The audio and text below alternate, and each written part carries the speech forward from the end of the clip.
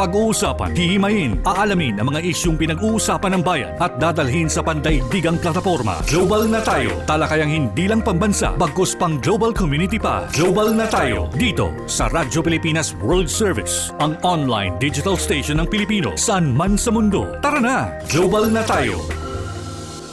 Muli po isang mainit na pagpati at mapagpalang pagbati ngayong araw na ito ng Biyernes. Ito po ang programang Global na Tayo, hatid po sa inyo ng himpilang Radyo Pilipinas World Service. Ako po inyong lingkod, Ray Sampang, nag-aanyaya. Samahan niyo na naman po kami sa isa pang episode ng programang ito.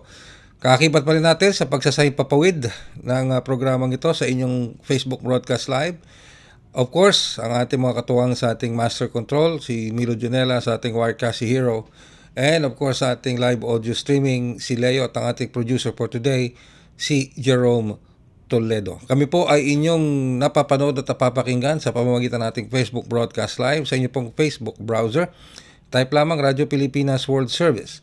Sa ating YouTube channel, sa inyong YouTube browser, type lamang Radyo Pilipinas World Service.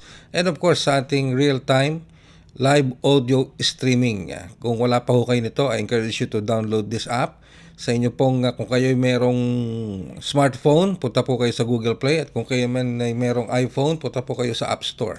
At sa mga browser po ninyo, i-type nyo lamang eBox, PBS Audio Receiver. E as in Elephant, V as in Victory, O as in October, X as in Xerox. At kapag na-download nyo na po yan, i-tap nyo lang at makikita nyo na ang mga programa sa ilalim, ang mga stasyon sa ilalim ng Presidential Broadcast Service, Bureau of Broadcast Services. Kabilang na po dyan ang Radyo Pilipinas World Service. I-tap nyo lamang po yan at masusubaybayan nyo na ang mga programa sa himpilang ito.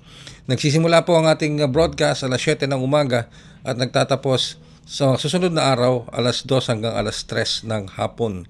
Yan po ay ikanga sa aming naising makarating at ikanga mag-reach out sa inyo at mapakinggan ninyo ang mga kaganapan at balita dito sa Pilipinas saan mang dako kayo ng mundo naroroon, anuman ang inyong time zone, anuman ang inyong ikanga oras, umaga, tanghali, hapon o gabi.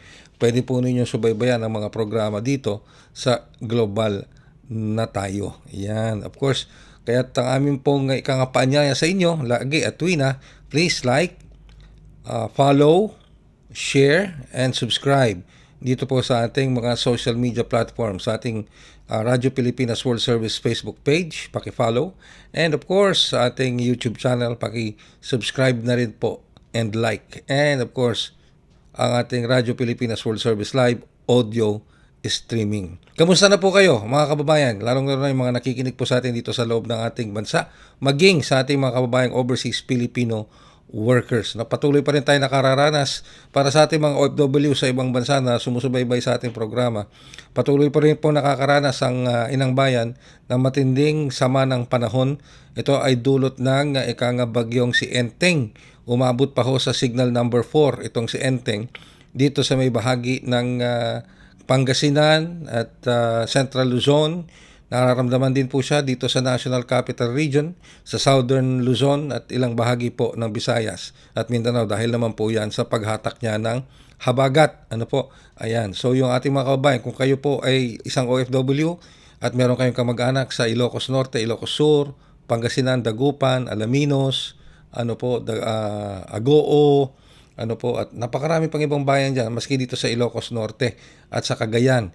Ayan, kamustahin po ninyo sila. I hope nakakapag-communicate kayo sa kanila sa ganitong mga panahon at oras. Patuloy po natin binabantayan yan.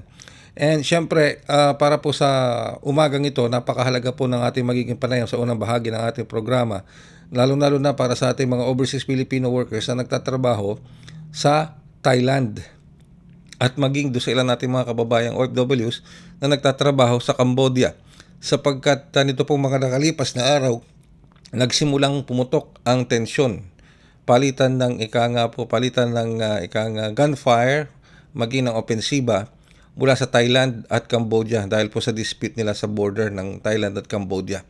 At ito po hanggang ngayon ongoing at batay sa mga international news wires, lalo po itong lumalala at nagpapakawala na ng mga rockets at ang Cambodia papasok sa Thailand. Ang Thailand naman po ay umatake gamit din yung kanilang mga fighter jets Kaya't lumalala po ang sitwasyon. Kaya ang una pong bahagi ng ating programa para sa umagang ito, sa araw na ito, sa episode na ito, ay kamustahin natin ang ating mga embahada dyan sa Thailand, ang ating mga kababayan dyan sa nagtatrabaho at naninirahan sa Thailand.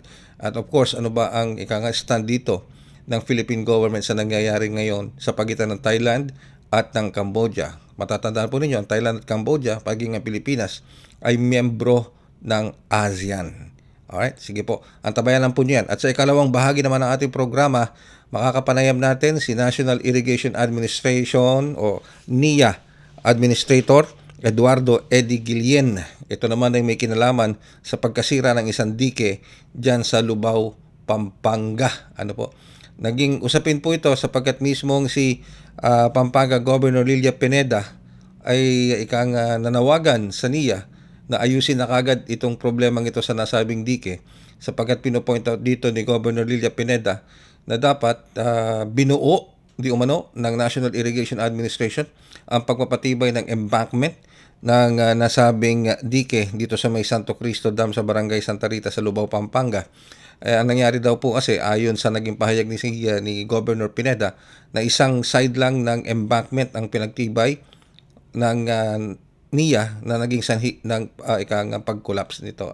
Alright, sige po, sa oras na sa puntong ito ng ating programa, kagyat dadako po tayo sa sa ating Department of Foreign Affairs. Kasama po natin ngayon si Undersecretary Eduardo De Vega. Magandang umaga po, Yusek De Vega. Si Ray Sampang po ito sa programang Global na Tayo.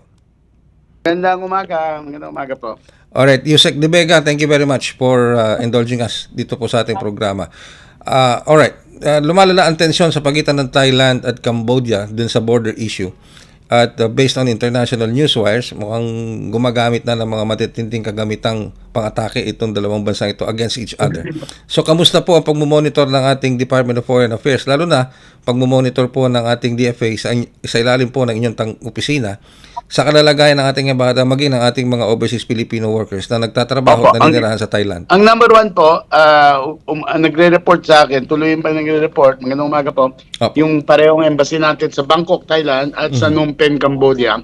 Ang report ng Cambodia, as of 4 p.m. yesterday, may 11 na namatay, tapos 24 na injured, pero hindi ito mga Filipino, no? Ito, kasi intense yung cross-border. Matagal na may border issues sa dalawang bansa niya, no? Kaya po, ang nangyayari, ayon sa parehong embassy, mas maraming Pilipino malapit sa Thailand side ng border, mga 300 or 200 to 300, sabi ng embassy. Pero sabi ng embassy natin ng Cambodia naman, yung area noon ng Cambodia, walang Pilipino doon. Kasi mas konti naman Pilipino sa Cambodia. Pero, ganun pa ma'am, binababala nila ang mga Pilipino na mag-ingat at sumunod sa patakaran. May 4 na Pilipino from the Thai border lumipat dahil sa gulo, no? So, we will update you. Pero ang inaasahan natin, alam mo, ASEAN countries naman tayo, na matapos na yung alitan nila uli at bumalik sa pag-uusap na lang. So, we'll update you. Ang maganda dyan, walang Pilipinong nadamay sa gulo, although diaramdam natin may mga namatay na civilian doon, no?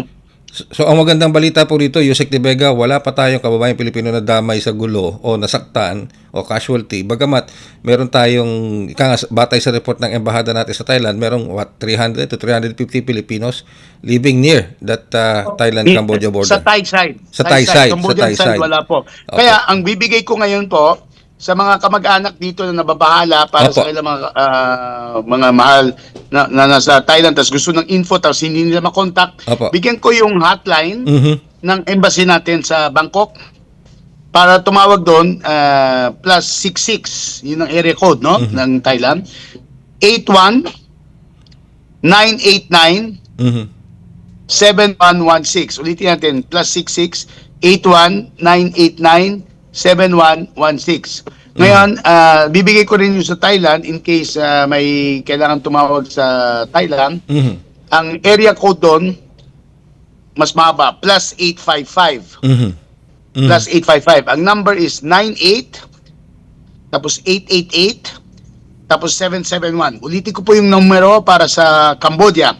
Plus 855-98-888-771.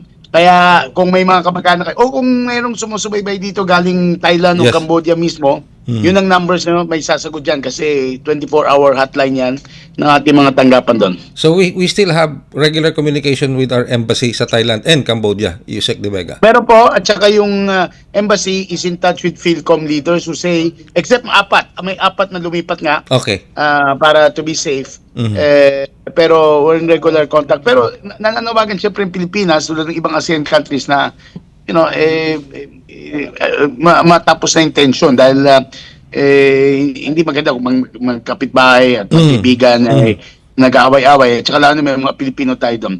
May I take advantage pagsamantala natin yung itong opportunity. Opo. Mga kababayan natin, huwag mag-travel muna sa Thailand. O kung Bangkok siguro, no? Pero number one, kasi marami sa inyo nasa scam pa rin eh. Okay. May pinapangako ang trabaho sa Thailand, tapos ang baksak nyo, dadaling ko sa Myanmar, Cambodia, hindi pala kayo computers, hindi pala kayo yung mga guest relation agent, nagiging scamming agents kayo, tapos sinasaktan kayo. Matagal na to, ilang taon na nangyayari to. So mga kababayan, daan palagi sa proseso para alam nyo legal yung kontrata ninyo.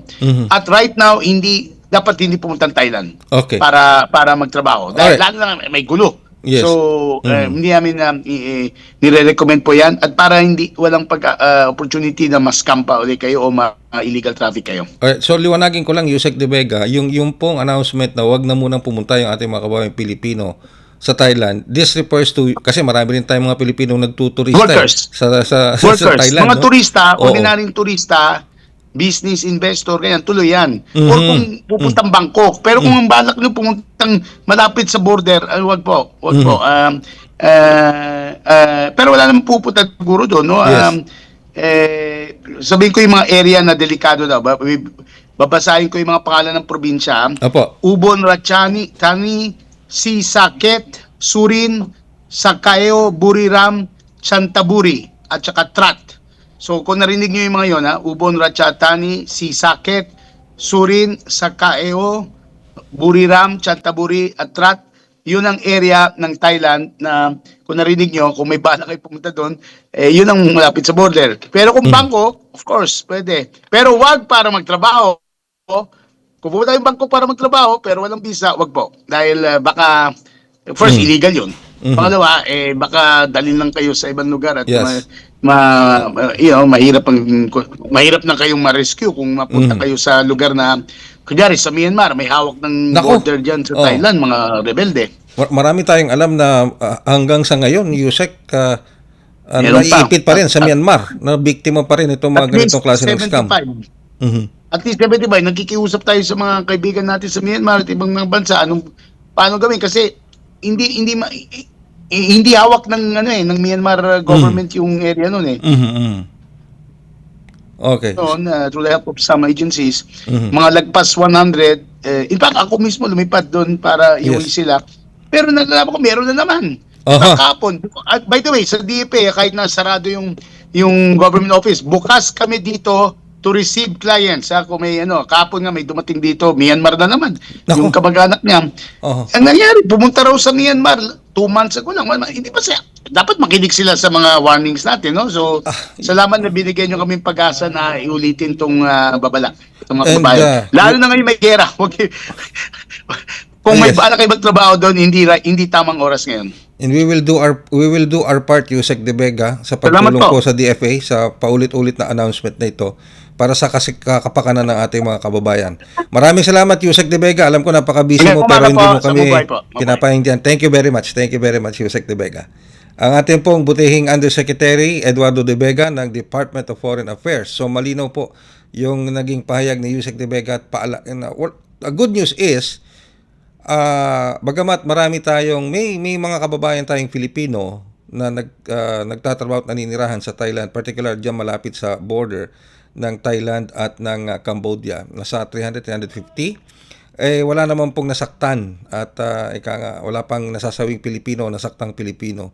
sa lumalalang tensyon sa pagitan ng Thailand at Cambodia. Bagamat meron na pong mga nasawi, marami ng mga naitalang nasawing Thailand nationalities, maging yung mga Cambodian nationalities. Pero ang maganda rito, magandang balita rito, sa panig po ng ating mga Filipino workers na nagtatrabaho at naninirahan sa Cambodia, wala pa ho tayo na itatalang nasaktan o nasawi. Merong 4 na lumipat. Okay, ibig sabihin lumipat in a safer area. Lumayo lang dun sa area na malapit dun sa border tension sa pagitan ng Cambodia at ng Thailand. At may paalala pang, pahabol na paalala, importante ring paalala mula kay Yusek De Vega ng Department of Foreign Affairs. Sa kabila po ng lumalalang tensyon sa pagitan ng Cambodia at Thailand, marami pa rin po silang natatanggap na humihingi na sa kanila ng tulong dahil nabibiktima ng mga scam na nag-aalok ng trabaho sa Thailand. Ang pinapangakong trabaho pagdating sa BPO, sa something to do with computers at business process outsourcing, nag-aalok ng magandang trabaho. Dumadaan online yung mga alok na yan. Hindi po dumadaan sa tamang proseso yan. Hindi dumadaan sa DMW, hindi dumadaan sa OWA, hindi dumadaan sa DFA. So, ang kapag kinagat nyo yan, makakarating kayo doon dahil may papeles kayong hawak na pansamantala. O baka nga fake yun, nakakalusot. Pero pagdating nyo sa Thailand, hindi po kayo doon magtatrabaho. Dadalhin po kayo ng sindikato sa labas ng Thailand. It's either Myanmar or Cambodia. Okay? Ngayon, totoo rin po yung sinabi ni Yusek De Vega sapagkat kami dito sa Radyo Pilipinas World, nakakatanggap po ako ng paghingi ng tulong mula sa ilan nating mga kababayan dahil ang kanilang mga kamag-anak o anak o asawa biktima ng scamming na yan. At meron tayong tinututukan na isang kaso hanggang ngayon. Ang tagal na itong kasong ito, napakahirap solbahin dahil dinala po siya sa loob ng Myanmar. Biktima ito ng scam. Dinala siya sa Myanmar, hindi agad ito mabigyan ng solusyon dahil yung lugar na pinagdalhan sa kanya sa Myanmar kontrolado ng mga rebelde o yung junta o yung rebelde. Dahil alam naman natin sa Myanmar ngayon merong nangyayaring civil war o kaguluhan sa pagitan ng military government at ng civilian government na lumalaban sa kanilang pangasiwaan. So hindi basta-basta pwedeng pasukin. Mahirap. It takes more than diplomatic measures para ma-address yan. Kaya lalong humihirap yung sitwasyon. Kaya po paalala, makikiisa po ako sa paalala ng Department of Foreign Affairs sa ating mga kababayan. Kung kayo po ay inaalok ng trabaho papasok ng Thailand, lalong-lalo na kapag ang trabaho may kinalaman sa business process outsourcing, sa IT, sa computer at kung ano pa. Pero inalok sa inyo sa pamamagitan ng online, computer o direkta lang nakipag-usap sa inyo, para po makasigurado kayo, i-check ninyo kung sino yung recruiter na yan, kung sino yung tao na yan. I-check ninyo sa OWA, sa DMW, maging sa Department of Foreign Affairs. Dahil ang babala nga po, ulitin kong babala ng Department of Foreign Affairs sa panguna ni Yusek De Vega, kung kayo pupunta ng Thailand para magtrabaho, mag-isip-isip muna tayo, wag muna kayo pumunta dahil may tension sa pagitan ng Thailand at Cambodia. Okay? Sige po, at ulit-ulitin natin yan at ibibigay din natin, ipa-flash din natin sa ating social media pages yung mga contact numbers na pwede po niyong tawagan kung kayo ay may kamag-anak na nagtatrabaho sa Thailand at Cambodia. Alright, tuloy-tuloy na po tayo dito sa ating programa, ang Global na Tayo, and of course sa ating ikalawang bahagi ng ating programa, tulad po na nabanggit ko, bumigay itong isang dike diyan po sa if I correct, Lubao, Pampanga. Ay gumuho yung naturang dike dahil sa malakas na agos ng Porac Gumain River dahil po sa habagat at bagyo.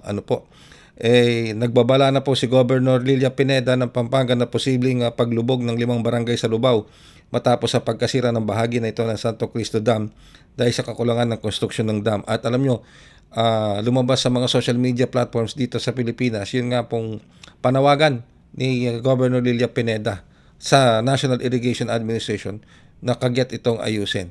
Pero syempre, kukunin naman natin ang panig dito ng ating National Irrigation Administration sa pangunguna ni Administrator Eduardo Eddie Guillen.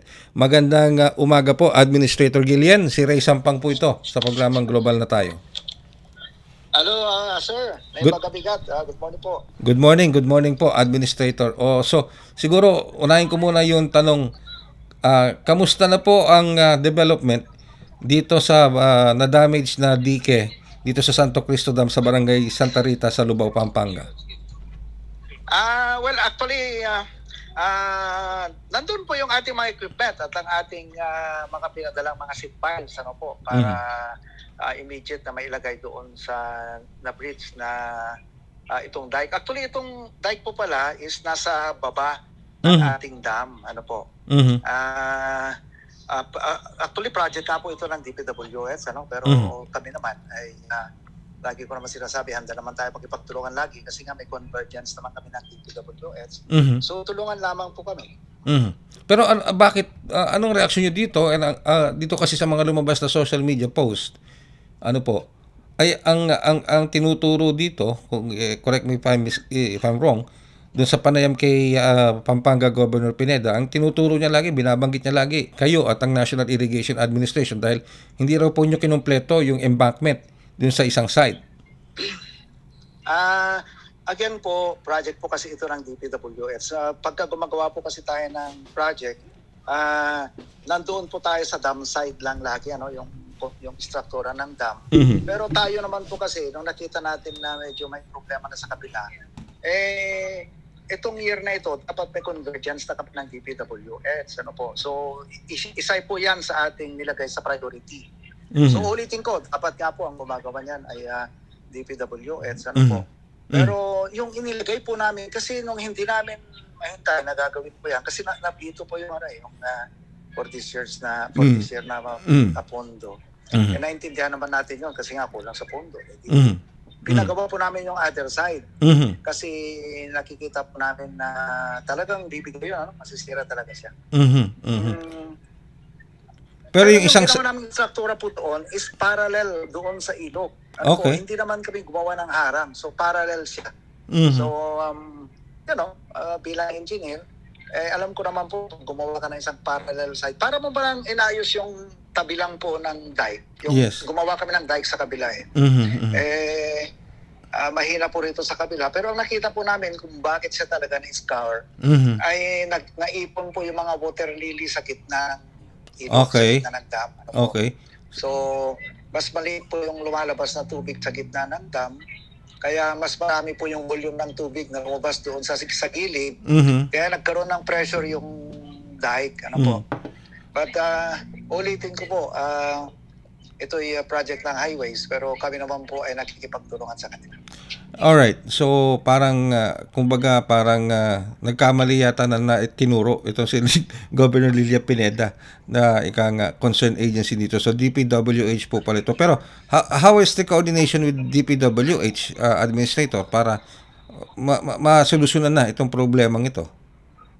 Ay, ngayon po, nagtutulungan kami. Nandoon na yung nagpadala po kami ng mga seed piles. Kasi po, ang immediate po at sigurado at matibay na solusyon po niyan ay kung lagyan mo ng seed piles doon sa the bridge na gap para yun na po yung pinaka-foundation niya din. Ano po?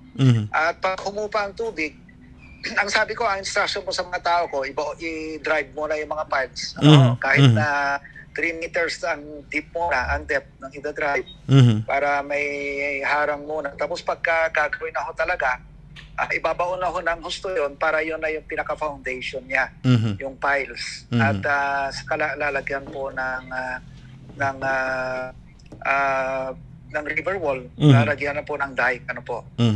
Pero meron pa sapat na pondo ang NIA para gawin po itong mga repairs na ito? Sa DPWH dapat ito Ang pondo po namin sa NIA, alam niyo naman na ang NEP lang namin 40 billion compared sa highways na 1 trillion. So, pero kami naman po ay kahit maliit ang pondo natin, handa naman po tayo makipagtulungan. Siyempre, priority po ito. Nakikita natin na talaga namang tama si Governor. Pagka na-bridge po yung dike na yan, mas malaki po ang problema natin. So, hindi na ho kami, hindi na ho kami nagtuturo.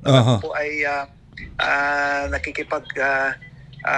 tulungan po kami. Opo. Pero okay, maganda po yun. Hindi kayo nagtuturo. Pero dapat umaksyon yung talagang concerned agency, which is based on your statement, DPWH project pala ito. Dapat silang maglabas ng pondo para dito.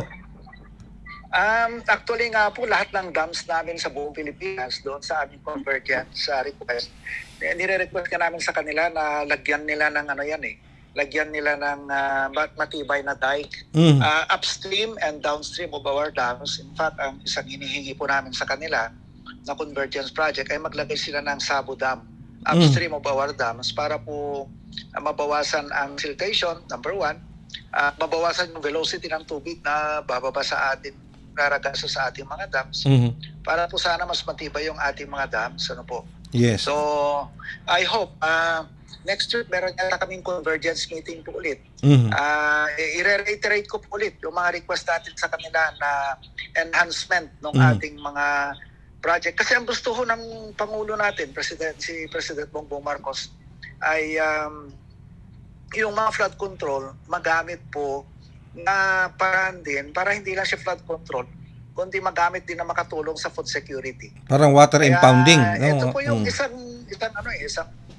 yan po ang isang classic example ng pagtutulungan namin. So, kaya kami po ay marami pong request sa kanila na fully endorsed ng mga congressman. Marami kami request sa DPWH at fully endorsed naman ng mga congressman. In fact, si former President Gloria Macapagal-Arroyo ay nag-endorse din ng mga projects ng convergence ng DP at ng IA. Lahat po ng mga congressman ay nagdanais po ng ganon din. So, we're hoping po na by next year, mas marami po tayong makikita na convergence project ng NIA at ng DPWH. Alright. Okay, so maliwanag na nakadagdag sa problema dito sa dam na ito sa may Santo Cristo, sa Lubao, yung pagbara ng mga water lilies, para lumabas ng maayos yung tubig mula po dyan sa dam na yan. Alright. Sige. Pero okay. Pero Administrator, mayroon pa tayong bagyo. Itong si Emong. Tapos kadadaan lang nitong si Dante, tapos may Emong, meron pang isa nasa labas ng medyo malayo pa, pero lahat ito magdudulot ng habagat, pag-ulan. Kamusta po? May namomonitor pa po ba tayong ibang mga dams o DK na nasa ilalim po ng NIA na dapat na bigyang pansin? Marami po kasi ang totoo niyan. Halos luma na lahat yung ating mga irrigation facilities. Ano po? Yun. Pagtabangan at saka yung Magat Dam, may 50 years na yan eh. So, pag luma na ang isang infrastructure, siyempre dapat tinitignan din natin yan. But nakahanda naman po ang ating ahensya at kami naman po ay sa pakikipagtulungan ng ating may mga tao po kaming dedicated dyan eh. Yung aming mga dam safety engineers, nakatutok po sila dyan. At malaking bagay din po yung binigay sa atin ng ating presidente na mga heavy equipments. Nakakatulong po yan sa immediate na pag-repair namin kung may nasisira po tayong mga irrigation facilities. Okay. Tama, alam nyo, yung utos ng ating Pangulo sa amin, sa NIA at sa DPWH, saktong-sakto po yun. Talaga pong yun dapat ang ating gagawin.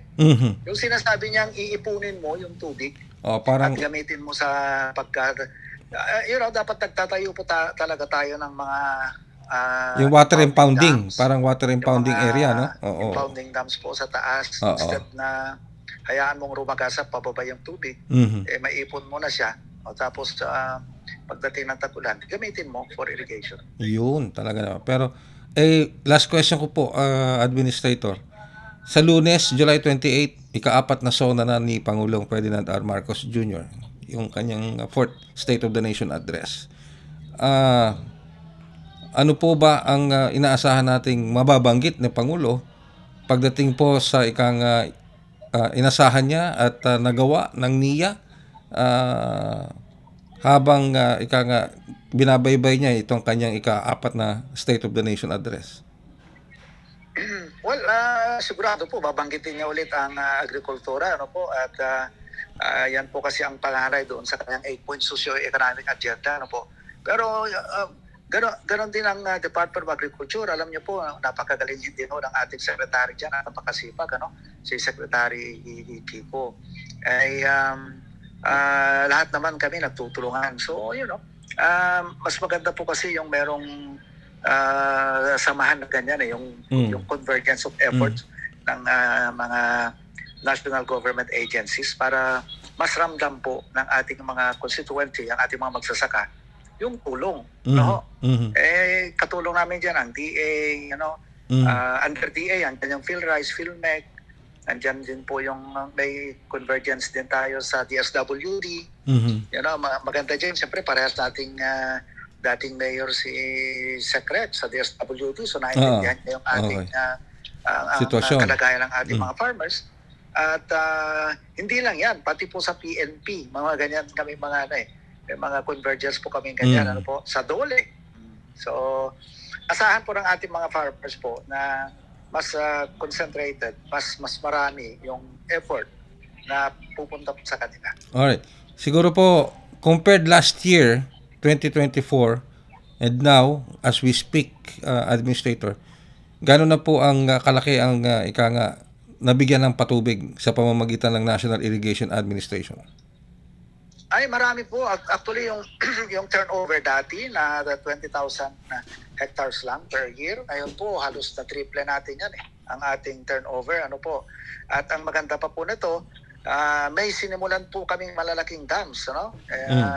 Sa Visayas, sa Mindanao. Itong Balog-Balog Dam, matagal lang problema. Diyan sa may Tarlac, na ipabid na ho natin ulit. Magsisimula na ulit yan. Yung Tumawini Dam, bided na rin po yon. At susunod na po yung Ilocos Norte, Ilocos Sur Abra Irrigation Project. So, napakarami pong na-turnover at sisimulang bagong mga projects at malalaki pa po. Diyan mo makikita na seryoso ang ating Pangulo sa kanyang sinasabi na pagpapaunlad sa ating food security. With that, Administrator Guillen, maraming salamat po sa oras na ipinagkaloob nyo sa amin dito sa ating programa sa Himpilang Radyo Pilipinas World Service. Thank you very much po, Administrator. Sir, just po. Thank you so much. Okay, ang ating pong Administrator ng National Irrigation Administration, Administrator Eddie Guillen. Alright, sa pamamagitan po niya, tayo po ay magpipinid na ng isa pang edisyon ng Global na Tayo. Pero bago po ako tuluyang magpaalam, again, kami po ay nag-aanyaya sa inyo na please like, share, follow, and subscribe ang ating pong mga social media platforms, ang ating Radyo Pilipinas World Service Facebook page, ang ating Radyo Pilipinas World Service YouTube channel, and of course ang ating live audio streaming. Alright, sa ngalan po ng ating mga nakaagapay sa ating Master Control, ang ating Master Control of course kasama si Mr. Milo Janela, sa Wirecast si Hero, and of course sa live audio streaming si Leo. At ang ating producer for today, walang iba kundi si Mr. Jerome Toledo. Ayan, okay. Maraming salamat po sa inyong pagsubaybay. Ingat po tayong lahat, yung ating mga kababayan na nakikinig dito sa loob ng Pilipinas. Ingat po tayong lahat sa bantanang lagay na sama ng panahon pa rin, dulot ng bagyong si Emong at itong habagat at dulot na ito ng mga pagbaha. At sa ating mga overseas Filipino workers, maraming salamat din po, and keep in touch at subaybayan niyo lamang po ang iba pa mga programa dito sa Radyo Pilipinas World Service. Muli, ito po yung lingkod, Ray Sampang. Maraming salamat hanggang sa susunod na edisyon ng Global na Tayo. Handog ng Radyo Pilipinas World Service ang programang Global na Tayo. Pag-uusapan, hihimayin, aalamin ang mga isyung pinag-uusapan ng bayan at dadalhin sa pandaigdigang plataforma. Global na Tayo, talakayang hindi lang pambansa, bagkus pang global community pa. Global na Tayo, dito sa Radyo Pilipinas World Service, ang online digital station ng Pilipino saan man sa mundo. Tara na, Global na Tayo.